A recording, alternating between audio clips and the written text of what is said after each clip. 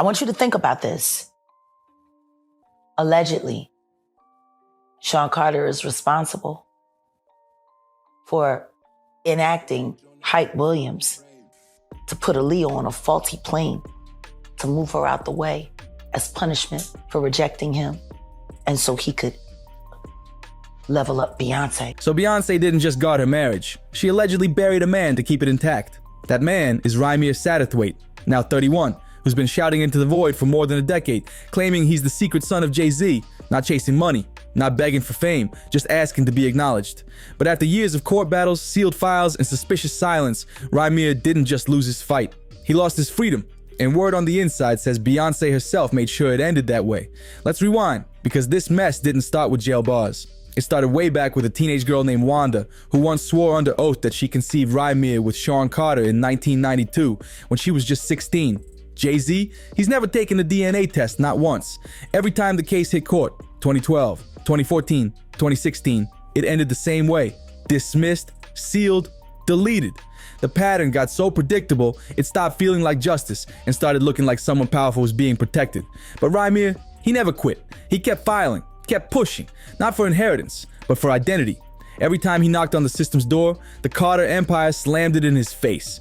You know, family's the most important thing to me, but you pointed out that if that was the most important thing to him, he would have accepted you into his life. Is that correct?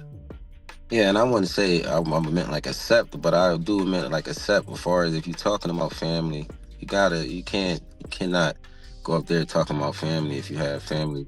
Still, in May 2025, something shifted. Rymir came back swinging, this time with new ammo. He didn't just say he was Jay-Z's son anymore. He accused the mogul's entire legal squad of fraud, not just slip-ups, full-blown lies in open court, fake property filings, sanctions without proof, and shady manipulation of which judges got the case. That's not gossip. That's in the official filings. Rymir's team straight up sued multiple courts, individual judges, and pointed to real examples of obstruction. They claimed sealed files were being used like armor, that Jay-Z's lawyers knowingly submitted false documents, and that every appeal Rymir tried was killed before it could breathe. According to the paperwork, this wasn't a normal defense. And it was pretty much said like, Jay doesn't really want awards. Well, he go to the Grammys. Right. He you know, come into the Black-owned spaces. Let's figure out how to work together so that way we have the relationship when it matters, not when it's convenient for you and your image. Because they all call us when the story is up that they don't like. It was a coordinated cover-up to make sure no one ever proved paternity. The alleged reason? Wanda's age. Because if Jay-Z really is the father, that relationship wouldn't just be messy, it would have been criminal. And that's when the story takes a sharp turn, because suddenly Beyoncé's name started popping up in the filings. Multiple sources from within the Carter legal circle say she wasn't just aware, she was involved. One insider, a former assistant tied to the Roc Nation network, claimed Beyoncé was the one cutting checks for what they called the cool lawyers, the ones who could make entire files disappear. That phrase, cool lawyers, became an inside joke among staff. It didn't mean calm or clever, it meant untouchable. These were lawyers who could pressure judges behind closed doors, suppress sworn statements, and lock away evidence under quiet protective orders that never made the headlines. By mid-2025, the whispers turned into full-blown chatter. People were saying Beyoncé was the one paying the bills, calling the shots, and tightening the noose around Rymir's case. Not because she thought he'd break her marriage, but because he could break the brand. Her entire billion-dollar empire runs on the image of family perfection. Mother of three, the survivor, the queen who turned pain into power. But behind the PR glow, the rumors of Jay-Z's alleged secret children were becoming a ticking time bomb in every corporate boardroom. And it wasn't just Rymir. And very, very honored that I got the response and the open heart, and people welcomed the album. The love I got from the country community tonight really made me feel so seen, and I'm very grateful. Another woman, Latasha Massour, has said for years that she's also Jay-Z's daughter and that her family has known it all along. She even claims he bought her a house but told her to keep his pictures off the walls. Now, whether that was hush money or manipulation, we can't say for sure, but it's clear someone wanted that story buried. The Carters' official image, 3 kids, no scandals, flawless unity. That's the script, and anyone who doesn't fit that narrative gets erased. No, this part is not alleged. Jay-Z and his team, they have been ducking and dodging taking the DNA test. Meanwhile, in court filings, Jay-Z's legal team brushed off Rymir's entire pursuit as a decades-long harassment campaign. But that phrase doesn't feel like a defense anymore. It feels like damage control, because every single time this man tried to prove who he is, the same eerie cycle repeated. Sealed cases, missing judges, surprise sanctions, and somehow, Beyoncé kept coming out untouched. Now the question isn't just about DNA. It's about power. Because the deeper this story goes, the more it starts to look like one man's identity was sacrificed to protect an empire worth billions. And that's when everything started spiraling out of control. After more than a decade of non-stop filings, Rymir didn't just lose his case. He lost his freedom. He was held in contempt and actually taken into custody. You know, I really wanted to find out who my father was, and for the case not to go how I was planning it, I really thought it was going to go different than... That's not exaggeration, that's court record. A man who simply asked for a DNA test somehow ended up behind bars. And the timing? Too perfect to ignore. It happened right when Beyoncé was sealing multiple global brand deals, including a luxury athleisure line all about, get this, black family excellence. You couldn't script irony like that. But what made the whole thing suspicious wasn't just the arrest, it was the silence. The Carter media blackout was in full effect. No interviews, no statements, no Roc Nation press releases, nothing. Beyoncé didn't utter a single word, not about Rymir, not about the lawsuit, not even about the headlines calling Jay-Z's paternity scandal a ticking time bomb. The silence became its own confession.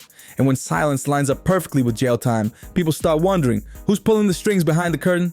Sources close to Rymir say that last contempt charge was no accident. But why is everybody calling me now? And that's the problem that I have with this whole situation. But I am going to save this conversation for Jay-Z. Jay-Z, you're watching. I know you're watching because you got people calling me. Stop having people call me. You can call me yourself. You know how to get my number. You know you got people calling me. Call me yourself, because this right here is going to go viral. The way my job works on the internet, everybody's going to be clipping, sharing on TikTok. It was planned. They claimed that missed deadlines, delayed filings, and tiny technical errors were used against him like traps. Instead of justice, it was exhaustion by design. A strategy meant to break him down until no judge ever dared to reopen the DNA question. One legal expert who's been tracking this saga since 2014 described it as erasure by bureaucracy, a quiet kind of destruction that only works when money never runs out, and Beyoncé's got more than enough of it to keep those gears turning forever. Then suddenly, he vanished. No press coverage, no updates, no goodbye. One day, Rymir was on Instagram posting screenshots and legal docs like always, and the next, gone. This morning, rap mogul Jay-Z is denying allegations he sexually assaulted a 13-year-old girl alongside rapper Sean Diddy Combs. That civil lawsuit filed against Combs in October was amended Sunday to include Jay-Z.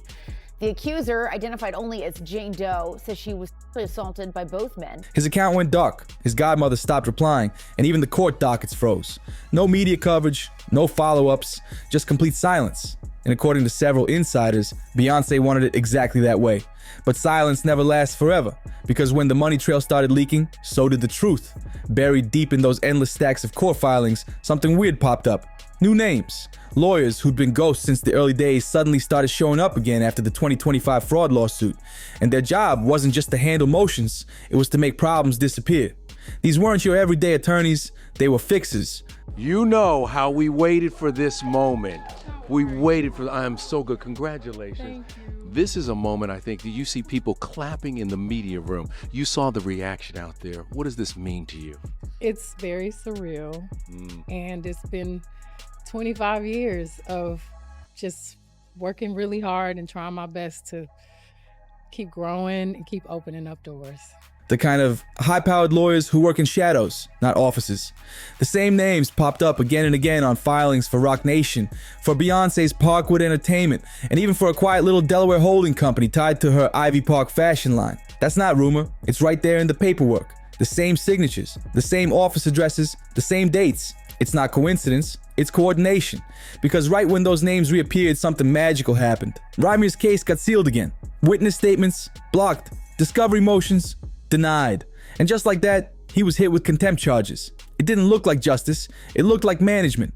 It was like someone had turned the legal system into a PR department, quietly cleaning up a mess before the next photo shoot dropped. Oh, no, that was it. No, when I get nervous, I tell the truth. And while all this was happening behind the scenes, Beyoncé was busy crafting her next empire move.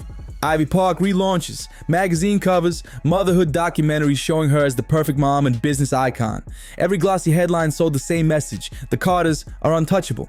But behind those polished images, her husband's past was catching up, not just through a DNA test, but something darker. Because in late 2024, another civil case hit the courts, and this time, Jay-Z's name was listed right next to Sean Diddy Combs as a co-defendant.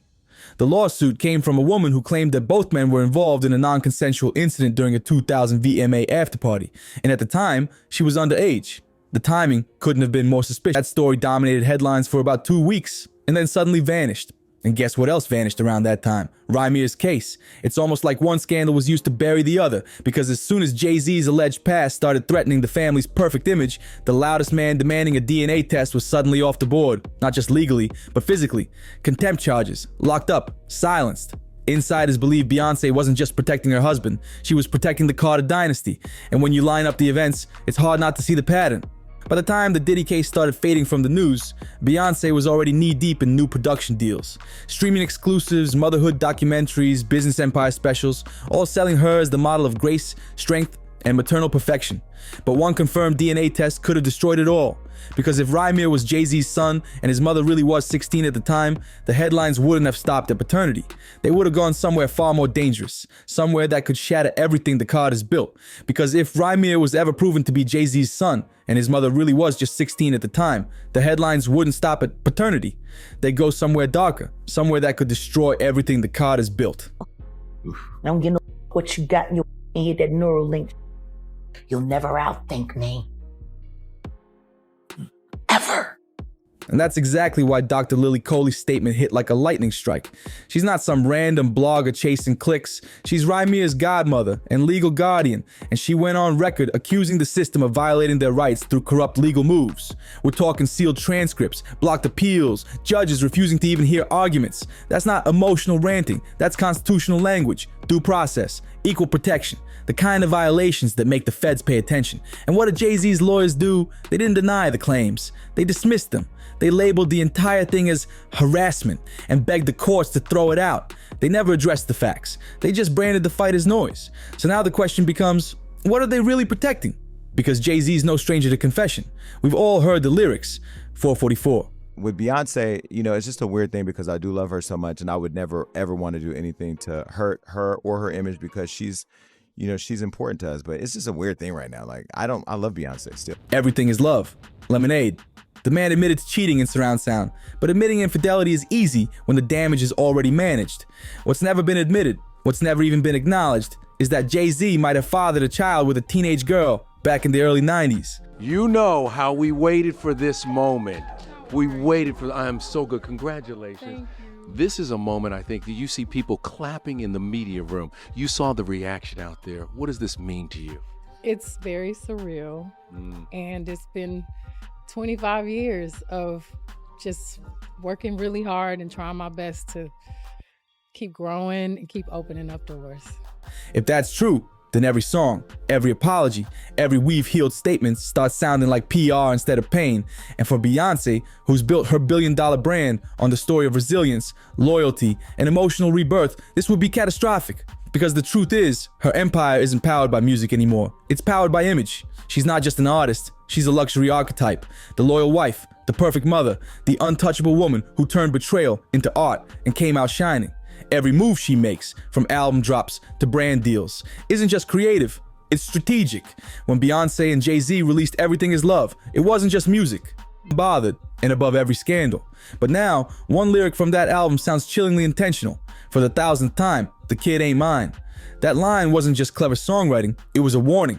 A preemptive strike against the story they knew could ruin them. Because if Rymir's truth ever saw the light of day, if a judge ever confirmed that Jay-Z fathered him, the entire Carter brand would implode overnight. Not just the relationship, but the architecture of everything they've built were. The businesses, the documentaries, the family first image, the curated perfection that keeps her endorsements rolling in. Why is everybody calling me now? And that's the problem that I have with this whole situation. But I am going to save this conversation for Jay-Z. Jay-Z, you're watching. I know you're watching because you got people calling me. Stop having people call me.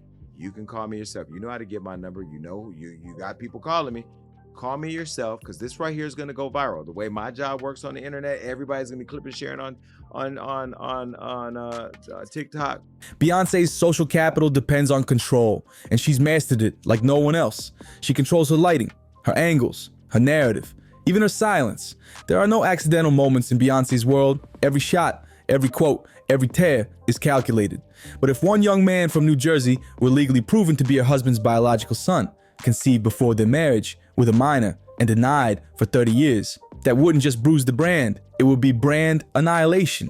Because once that kind of truth hits daylight, it doesn't just question a marriage. I want you to think about this. Allegedly, Sean Carter is responsible for enacting Hype Williams to put Aaliyah on a faulty plane to move her out the way as punishment for rejecting him, and so he could level up Beyonce. It questions the myth that Beyonce has sold to the world: perfection, power, grace under fire. And if that myth crumbles, so does the illusion that built her empire. See, it's easy to mistake her silence for peace, but Beyonce's silence has never been passive. Her silence is curated, sharpened, a shield and a weapon rolled into one. For Beyonce, love was never the real currency. Control was, and that control doesn't stop at her performances or fashion lines. It defines her very presence. You know, family's the most important thing to me, but you pointed out that if that was the most important thing to him, he would have accepted you into his life. Is that correct? Yeah, and I wouldn't say I meant like accept, but I do meant like accept as far as if you're talking about family, you cannot go up there talking about family if you have family. Because when image is everything, even the truth has a price tag. And in this story, that price might have been someone's entire identity. So what do you think? Do you believe Rymir's story will ever see justice? Or is the Carter Empire too powerful to crack?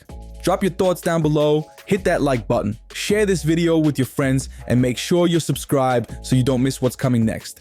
Because this story is far from over, and the next headline might just change everything. See you on the next one.